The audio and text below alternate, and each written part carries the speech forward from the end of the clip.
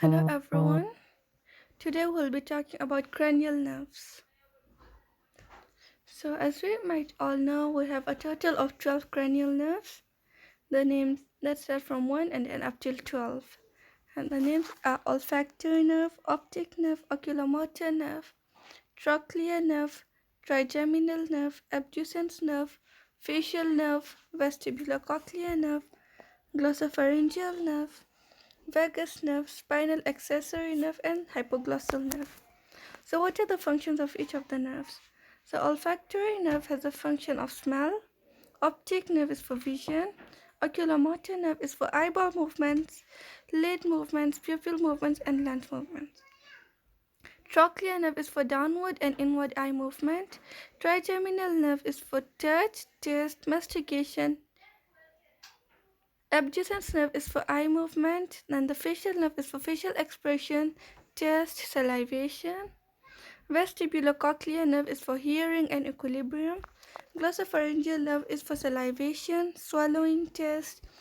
Vagus nerve is for visceral muscle movement. Spinal accessory nerve supplies the trapezius and sternocleidomastoid muscle.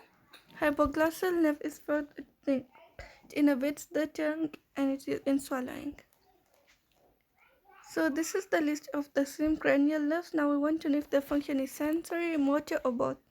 So olfactory nerve is sensory, optic nerve is sensory, oculomotor nerve is motor, trochlear nerve is motor, trigeminal nerve is both, abducens nerve is motor, facial nerve is both, vestibulocochlear nerve is sensory, glossopharyngeal nerve is both, vagus nerve is both, spinal accessory nerve is motor, and hypoglossal nerve is motor.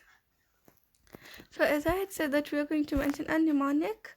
So the mnemonic is Olympic, opium, occupies, troubled, triathletes, after finishing Vegas, gambling, vacations, still high. So as you can see on the picture below, O stands for olfactory, opium, optic, occupies, oculomotor, troubled, trochlear, triathletes, trigeminal, after abducens, finishing facial, vagus, vestibulocochlear, gambling, glossopharyngeal, vacations, vagus, still spinal accessory, and hypoglossal nerve.